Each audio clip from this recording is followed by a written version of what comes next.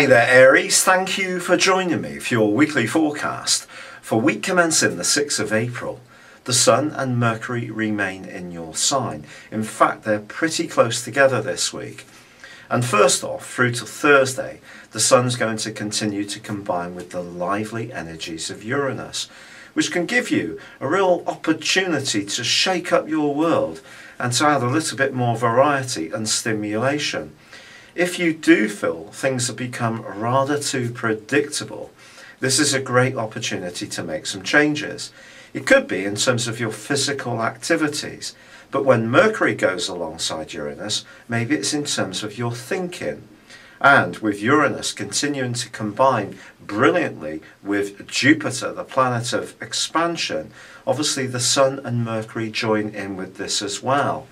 And that's just about as good as it gets. So there is still that optimism there as this week begins. And also, talking of optimism, Jupiter starts to go into forward motion. Now this has been tracking backwards since the start of December last year. It doesn't mean that it's been a time of ill fate and bad luck for you or anyone else, but it does mean that the energies of Jupiter, which can be philosophical, have been more turned inwards. Now we can start to look outwards, and for you in the 5th solar house, this is very much to do with your personality expression, your talents, and even your love life. So all of these can also be pepped up by doing things in a different way. But with Uranus continuing to square up to Pluto, obviously the Sun gets caught up along with Mercury in that as well. So you could encounter somebody this week who seems a bit more forceful and demands that you do something as they want rather than as you feel you should do. Now, if you're a natural rebel, this can be your opportunity to strut your stuff, but it is going to be important to be a rebel with a cause.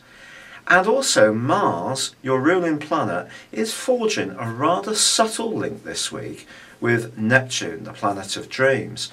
It's a sextile, which generally is quite positive in astrology, but this one suggests that when it comes to money, you need to be fully conscious of your motives and of those of anyone that you are connecting or discussing anything with.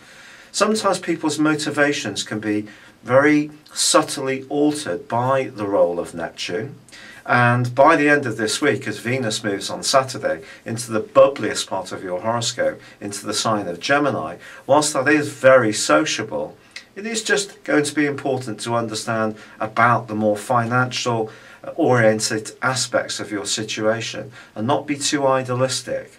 There is a quarter moon as this week comes to a close, and it kind of emphasises the same energy that was going on earlier in the week as the Sun and then Mercury connect with Uranus and then clash with Pluto. So I would just say to you that when it comes to your individuality, you may need to make a decision. Do you want to fit in with what the world wants, or are you going to be truly, authentically you? And the decision is entirely yours. Thank you for joining me, good luck, and goodbye for now.